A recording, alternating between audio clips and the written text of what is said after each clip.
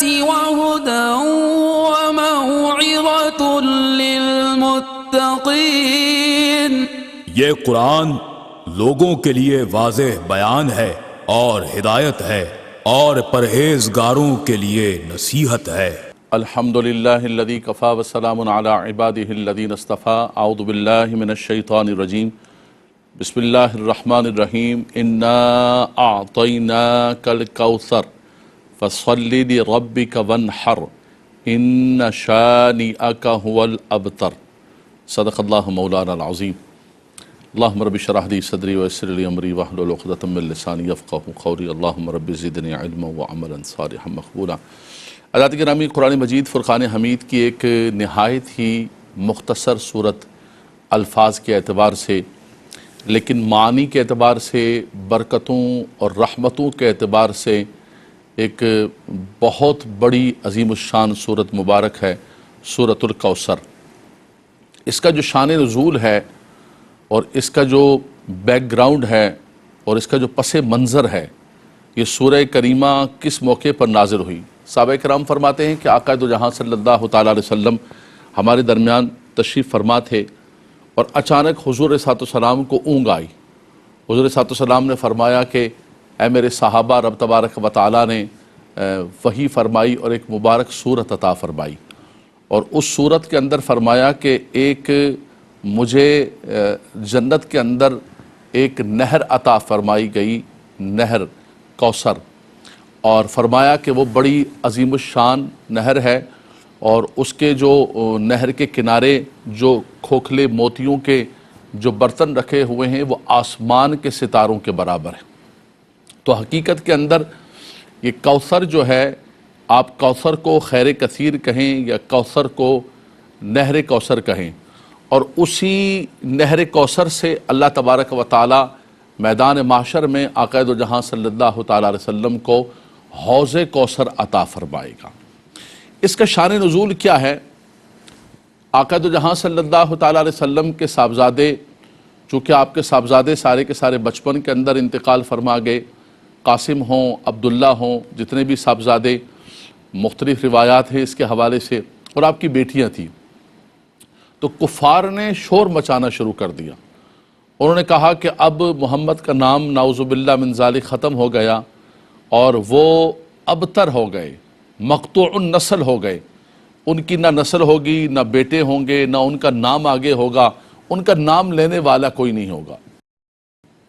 خاص طور پر جو ہے عاص بن وائل نے بڑا شور شرابہ مچایا، اور اس نے کہا کہ بھائی فکر کرنے کی ضرورت نہیں ہے، ان کے تو بیٹے ہی نہیں ہیں، تو ان کا نام آگے کیسے رہے گا؟ ذکر کرنے والا کون ہوگا؟ چرچا کرنے والا؟ یہ تو اولاد ہوتی ہے جو چرچا کرتی ہے اپنے باپ دادا کا، جیسے عرب شعراء جو ہے وہ اپنے باپ دادا کا ذکر کیا کرتے تھے اپنے کلاموں کے اندر اور اپنے شعروں کے اندر۔ تو رب تبارک و تعالیٰ نے سدرۃ المنتہا کے مکین جبریل علیہ السلام کو بھیجا اور اپنے محبوب علیہ السلام کو بشارت عطا فرمائی۔ سبحان اللہ۔ فرمایا محبوب یہ کہتے ہیں کہ آپ ابتر ہیں، مقطوع النسل ہیں، ان شانئک هو الابتر۔ فرمایا آپ کا دشمن ابتر ہو، وہ مقطوع النسل ہوگا، وہ بے نام و نشان ہوگا، اس کا کوئی نام و نشان نہیں ہوگا۔ فرمایا حبیب آپ کو تو اللہ تبارک و تعالیٰ فرماتا ہے حبیب ہم نے آپ کو انا اعطیناک الکوثر، ہم نے آپ کو خیر کثیر عطا فرمائی، ہم نے آپ کو قرآن عطا فرمایا، ہم نے آپ کو نہر کوثر اور حوض کوثر عطا فرمایا۔ فرمایا کہ ہم نے آپ کو وہ کچھ عطا کیا جو کسی نبی کو، کسی رسول کو نہ ملا ہے اور نہ ہی ملے گا۔ اچھا، یہ کفار کا ہمیشہ طریقہ رہا ہے کہ انبیاء کرام علیہ السلام پر طعن کرنا، انبیاء کرام کے حوالے سے بری باتیں کرنا۔ حضرت نوح علیہ السلام کی قوم نے، سورہ اعراف کے اندر آتا ہے، نوح علیہ السلام کی قوم نے بھی ان سے کہا قال الملأ من قومہ انا لنراک فی ضلال مبین، نعوذ باللہ من ذالک، کہنے لگے ہم آپ کو کھلی گمراہی کے اندر دیکھتے ہیں۔ حضرت نوح علیہ السلام نے فرمایا یا قوم لیس بضلالۃ ولکنی رسول من رب العالمین، فرمایا میں گمراہی پر نہیں ہوں، میں تو ہدایت لے کر آیا ہوں، میں تو اللہ کا بھیجا ہوا اللہ کا رسول ہوں، اللہ کا پیغمبر ہوں، اور تم یہ کیسی بات کر رہے ہو؟ اسی طرح حضرت ہود علیہ السلام کی قوم نے ان سے کہا کہ قال الملأ من قومه انا نراک فی صفاحۃ وانا لنظنک من الکاذبین نعوذ باللہ من ذلک، اے ہود ہم آپ کو جو ہے وہ بے وقوف سمجھتے ہیں اور ہم گمان کرتے ہیں کہ آپ جھوٹے ہیں۔ حضرت ہود علیہ السلام نے خود مدافعت فرمائی، آپ نے فرمایا یا قوم لیس بی صفاحۃ ولکنی رسول من رب العالمین، فرمایا میرے اندر بحمد اللہ تبارک و تعالیٰ کوئی صفاحت نہیں ہے، کوئی بے وقوفی نہیں ہے۔ اللہ تبارک و تعالیٰ اپنے نبیوں کو جب مبعوث فرماتا ہے تو ان کو کامل و مکمل بنا کر بھیجتا ہر اعتبار سے، بلکہ اس زمانے کے اندر جو خصوصیات ہوتی ہیں اس سے بڑھ کر اللہ تبارک و تعالیٰ کمال پر ان کو عطا فرماتا ہے۔ اس کی بڑی ایک لمبی فہرست ہے اگر ذکر کیا جائے کہ کس نبی کو کیا ملا۔ آپ نے فرمایا کہ یا قوم لیس بی صفاحۃ ولکنی رسول من رب العالمین، فرمایا کہ کوئی صفاحت کوئی چیز نہیں ہے بلکہ میں تو اللہ تبارک و تعالیٰ کا رسول ہوں۔ ہر نبی نے ہر رسول نے جب کوئی بات کی گئی تو انہوں نے اس کی مدافعت کی۔ اسی طرح آقا دو جہاں صلی اللہ تعالیٰ علیہ وسلم کے حوالے سے جب بات کی گئی اور حضور علیہ السلام کے حوالے سے جب بھی ذکر کیا تو اللہ تبارک و تعالیٰ نے خود اس کی مدافعت کی، اس کا دفاع کیا اور قرآن کی آیتوں کو نازل کیا۔ جب کفار نے کہا کہ نعوذ باللہ من ذالک آپ مجنون ہیں، آپ شاعر ہیں، تو رب تعالیٰ نے فرمایا ما انت بنعمت ربک بمجنون، آپ اپنے رب کی نعمت سے مجنون نہیں ہیں، بلکہ قسم کے ساتھ ذکر فرمایا نون والقلم وما یسطرون ما انت بنعمت ربک بمجنون بلکہ وَإِنَّكَ لَعَلَىٰ خُلُقٍ عَظِيمٍ۔ ابھی یہ کہتے ہیں کہ آپ مجنون ہیں، آپ مجنون کیسے ہو سکتے ہیں؟ آپ تو بلکہ رب تبارک و تعالیٰ نے آپ کو خلق عظیم عطا فرمایا، رب تبارک و تعالیٰ نے آپ کو وہ مقام و مرتبہ عطا فرمایا ہے کہ آپ کا اجر کبھی ختم ہونے والا نہیں ہے۔ ما انت بنعمت ربک بمجنون وَإِنَّ لَكَ لَأَجْرًا غَيْرَ مَمْنُونَ وَإِنَّكَ لَعَلَىٰ خُلُقٍ عَظِيمٍ۔ سبحان اللہ، فرما آپ کا اجر کبھی ختم نہیں ہوگا بلکہ اللہ نے آپ کو جو مکارم اخلاق ہیں ان کی تکمیل کے لیے رب تبارک و تعالیٰ نے معلم کائنات محسن انسانیت بنا کر بھیجا۔ تو جہاں پر بھی حضور علیہ السلام کے حوالے سے گفتگو کی گئی تو رب کائنات خود دفاع فرماتا ہے کہ ان شانیک هو الابتر، بے شک آپ کا دشمن ہی ابتر ہے، مقطوع النسل ہے۔ آپس میں کفار بیٹھ کر باتیں کرتے تھے، بھئی تمہیں ایک بندے کے بارے میں بتائیں جو بندہ کہتا ہے کہ ہڈیاں جب بالکل ریزہ ریزہ ہو جائیں گی اور اس کے بعد جو ہے ایک نئی تخلیق کے ساتھ تمہیں دوبارہ زندہ کیا جائے گا، اور بیٹھ کر تانا زنی کرتے تھے، کہتے تھے وَقَالَ الَّذِينَ كَفَرُوا هَلْ نَدُلُّكُمْ عَلَىٰ رَجُلٍ يُنَبِّئُكُمْ إِذَا مُزِّقْتُمْ كُلَّ مُمَزَّقٍ إِنَّكُمْ لَفِي خَلْقٍ جَدِيدٍ۔ کہتے ہیں کہ بڑی عجیب قسم کی بات ہے، کہتے ہیں کہ دوبارہ تخلیق ہوگی، نئی تخلیق ہوگی۔ افترا علی اللہ کذبا ام بہ جنہ، یا تو یہ اللہ پر بہتان باندھ رہا ہے نعوذ باللہ من ذالک، یا پھر یہ مجنون ہے۔ رب تعالیٰ نے فرمایا ما انت بنعمت ربک بمجنون، اے حبیب آپ مجنون نہیں ہیں، آپ بالکل حق پر ہیں۔ انا لتارکو آلہتنا لشاعر مجنون، کیا ہم شاعر دیوانی کی وجہ سے اپنے معبودوں کو چھوڑ دیں؟ اس قسم کی بات کرتے تھے۔ رب تعالیٰ نے فرمایا ما انت بنعمت ربک بمجنون، آپ اپنے رب کے فضل سے مجنون نہیں ہیں، بل جاء بالحق وصدق المرسلین۔ اللہ اکبر، فرمایا کہ حق اور سچ کو لے کر آئے اور مرسلین نے جو کچھ کہا ہے وہ سچ کہا ہے، وہ حق کہا ہے۔ تو جب بھی آقا دو جہاں صلی اللہ تعالیٰ علیہ وسلم کی ذات بابرکات پر کفار نے کوئی تانا لگایا، کفار نے کوئی بات کہی، اللہ اکبر، تو رب تبارک و تعالیٰ نے قرآن مجید فرقان حمید کو نازل فرما دیا۔ وہ یہی کہتے تھے مالی ھذا الرسول یاکل الطعام ویمشی فی الاسواق، کہا یہ کیسے ہو سکتے ہیں رسول، بازاروں میں گھوم بھی رہے ہیں، تجارت بھی کر رہے ہیں، کھا پی رہے ہیں، شادی کر رہے ہیں، یہ تو سب کچھ ہماری طرح کر رہے ہیں، ہمارے لیے تو کوئی ایسا نبی ہونا چاہیے جو ملک مقرب ہو اور کوئی مبارک فرشتہ ہونا چاہیے۔ رب تعالیٰ نے فرمایا نہیں، آپ کو رب تبارک و تعالیٰ نے اس لیے لباس بشریت کے اندر بھیجا ہے کہ لَقَدْ كَانَ لَكُمْ فِي رَسُولِ اللَّهِ أُسْوَةٌ حَسَنَةٌ لِمَنْ كَانَ يَرْجُو اللَّهَ وَالْيَوْمَ الْآخِرَ۔ فرمایا کہ آپ کی ذات بابرکات سب کے لیے بہترین نمونہ ہے، اسوہ حسنہ ہے ایمان والوں کے لیے، اللہ اکبر۔ اسی طرح آقا دو جہاں صلی اللہ علیہ وسلم تھوڑے عرصے کے لیے آپ پر وحی کا انقطاع ہو گیا تو کفار نے شور شرابہ غوغا بولا بھائی 4 دن کی چاندنی پھر اندھیری رات ختم ہو گئی بات، اور جو ہے وہی آنا بند ہو گئی، اور محمد کو ان کے رب نے چھوڑ دیا ہے، فلا کر دیا ہے۔ اللہ تبارک و تعالیٰ نے جبریل علیہ السلام کو بھیجا اور جا کر سورہ والضحیٰ کی ابتدائی آیات طیبات عطا فرمائی۔ فرمایا والضحیٰ واللیل اذا سجا ما ودعک ربک وما قلی وللآخرۃ خیر لک من الاولی۔ فرمایا کہ وقت چاشت کی قسم ہے، رات کی قسم ہے جب وہ چھا جائے۔ اور شیخ عبدالعزیز معزز دہلوی فرماتے ہیں کہ وقت چاشت سے مراد جو ہے روح مصطفیٰ، چہرہ مصطفیٰ صلی اللہ علیہ وسلم، اور واللیل اذا سجا سے مراد زلف عنبرین ہے۔ فرمایا اے حبیب، آپ کے چہرہ انور وقت چاشت کی طرح چمکنے والے، اور آپ کی وہ کالی زلفیں جو رات کی طرح سیاہ ہیں۔ ما ودعک ربک وما قلی وللآخرۃ خیر لک من الاولی۔ فرمایا آپ کے رب نے نہ ہی آپ کو چھوڑا ہے، نہ ہی آپ سے ناراض ہوا ہے۔ کیسے آپ کو چھوڑ سکتا ہے؟ کیسے آپ سے ناراض ہو سکتا ہے؟ وَلَلْآخِرَةُ خَيْرٌ لَكَ مِنَ الْأُولَىٰ وَلَسَوْفَ يُعْطِيكَ رَبُّكَ فَتَرْضَىٰ۔ سبحان اللہ۔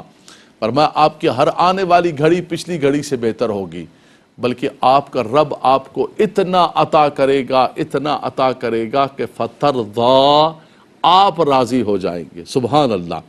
یہ ہے رب تبارک و تعالیٰ کا کرم کہ جب بھی کفار کوئی بات کرتے ہیں، حضور پر کوئی تان کرتے ہیں، اللہ کے اور انعامات اور بارشیں اور رحمتیں رب تبارک و تعالیٰ کی جو ہے وہ حضور علیہ السلام پر نازل ہو جاتی ہیں، بلکہ حضور کے درجات اور بڑھ جاتے ہیں، اور زیادہ بڑھ جاتے ہیں۔ یہ تو چلتی ہے تجھے اور اونچا اڑانے کے لیے، تندی باد مخالف سے نہ گھبرا اے عقاب، یہ تو چلتی ہے تجھے اونچا اڑانے کے لیے۔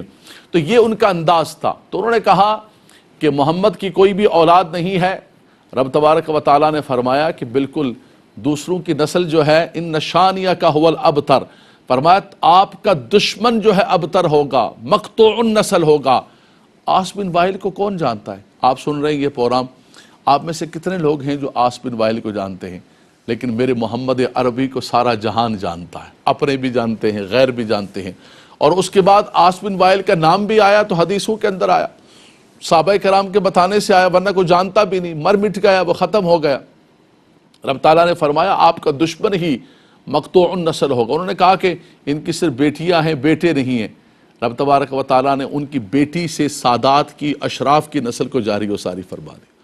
دنیا کے اندر ہزاروں نہیں، لاکھوں نہیں، بلکہ کروڑوں وہ حضور صلی اللہ علیہ وسلم کی بیٹی کی جو اولاد، جو اشراف ہیں، جو سادات ہیں، سید ہیں، سبحان اللہ، ان سے نسب کو جاری و ساری فرما دیا، اور بالکل نظام بدل دیا۔ فرمایا سب کے نسب بیٹے سے جاری ہوتے ہیں، حضور نے فرمایا میرا نسب میری بیٹی سے جاری و ساری ہوگا۔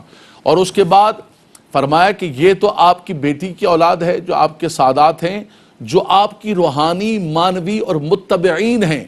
فرمایا وہ لاکھوں نہیں، کروڑوں نہیں، بلکہ تب سے لے کر آج تک اور قیامت تک دیکھیں تو اربوں کی تعداد کے اندر ہوگی۔ فرمایا میدان معاشر کے اندر 120 صفیں ہوں گی، اور اس میں سے 80 صفیں جو ہے سب سے زیادہ میدان معاشر میں آقا دو جہاں صلی اللہ تعالیٰ علیہ وسلم کے متبعین ہوں گے، سب سے زیادہ آپ کے ماننے والے ہوں گے، اور فرمایا کہ سب سے زیادہ آپ کے پیروکار ہوں گے۔ وَبِيَدِي لِوَاءُ الْحَمْدِ، آپ کے ہاتھ میں لواء الحمد ہوگا۔ تو فرمایا حبیب یہ کہتے ہیں کہ آپ کا نام ختم ہو گیا، آپ کی اولاد نہیں ہے۔ اِنَّا أَعْطَيْنَاكَ الْكَوْثَرَ، بے شک ہم نے آپ کو خیر کثیر عطا فرمائی، آپ کو حکمت عطا فرمائی۔ ربنا وابعث فیہم رسولا منہم یتلو علیہم آیاتک ویعلمہم الکتاب والحکمت ویزکیہم۔ فرمایا وہ رسول مکرم ایسے تشریف لائے جو کتاب و حکمت کی تعلیم دیتے ہیں۔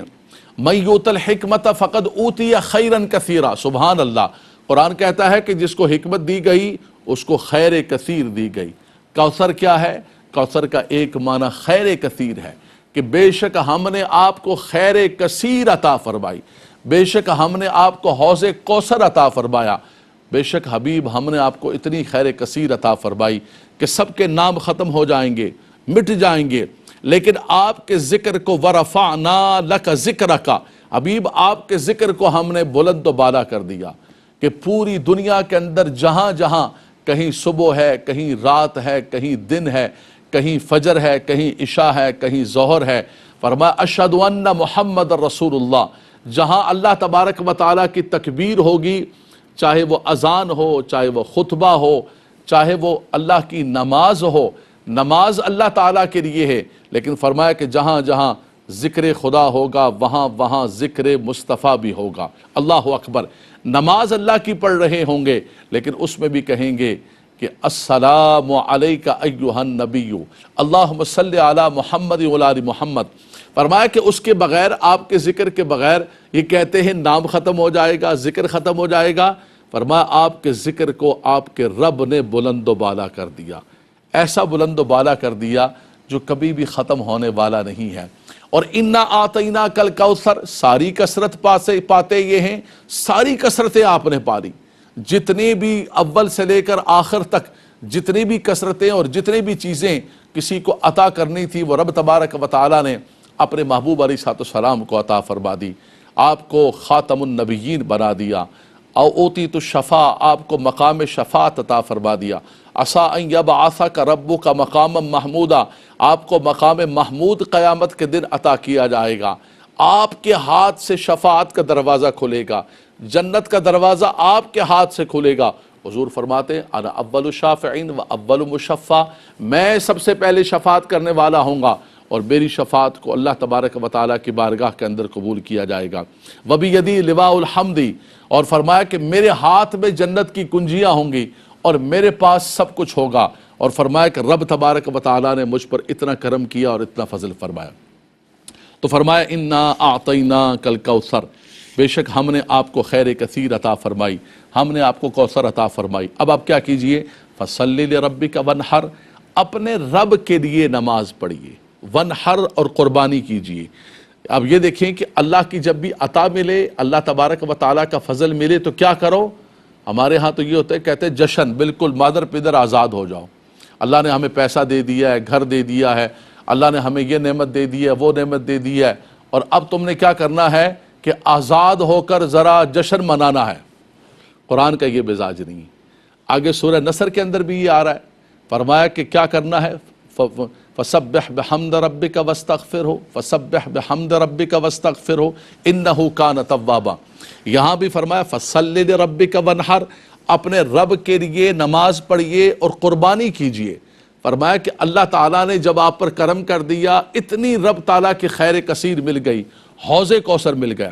اور حوض کوثر کے بارے میں آتا ہے کہ جب قیامت کی تابناکی اور ہولناکی ہوگی اور لوگ پسینے کے اندر ڈبکیاں کھا رہے ہوں گے، حضور اپنے ہاتھوں سے اپنے غلاموں کو حوض سے کوثر سے جام بھر بھر کے پلا رہے ہوں گے، اور پھر جس نے حوض کوثر کا جام حضور کے ہاتھ سے پی لیا، ٹھنڈا ٹھنڈا میٹھا میٹھا، پیتے ہم ہیں پلاتے یہ ہیں، جس نے پی لیا فرمایا وہ کبھی بھی پیاسا نہیں ہوگا، میدان محشر میں اس کی پیاس، اس کی تڑپ ختم ہو جائے گی۔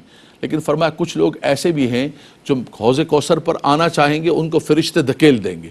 فرمایا انہوں نے اللہ کے دین کے اندر بگاڑ پیدا کیا، اللہ کے دین کو خراب کیا، بدعات، خرافات، غلط قسم کی رسمیں، اللہ کے دین کو خالص نہیں رہنے دیا۔ فرمایا کہ ان لوگوں کو حوض کوثر سے دور کر دیا جائے گا۔ ان شانئک ھو الابتر، فرمایا آپ کا دشمن ہی جو ہے وہ ابتر ہوگا۔ حضرات گرامی، آج کی صورت کے اندر جو ہے 3 چیزوں کا ذکر کیا گیا ہے۔ رب تعالیٰ نے فرمایا کہ ہم نے آپ کو کوثر عطا فرمایا، خیر کثیر عطا فرمائی، اور حوض کوثر عطا فرمایا، اور فرمایا کہ آپ کا دشمن ہی ابتر اور مقطوع النسل ہوگا، آپ کا نام ہمیشہ تابندہ رہے گا۔ دوسرا فرمایا کہ جب اللہ کی نعمت مل جائے تو فصلی لربک وانحر، آپ نے کیا کرنا ہے، نماز پڑھنی ہے اور قربانی کرنی ہے۔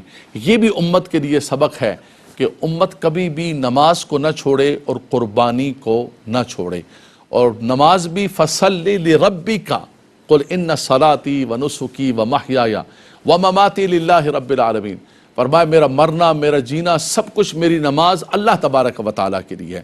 تو رب تبارک و تعالیٰ ہمیں اس کی بارگاہ میں خوشنودی کے ساتھ عبادات کرنے کی بھی توفیق عطا فرمائے۔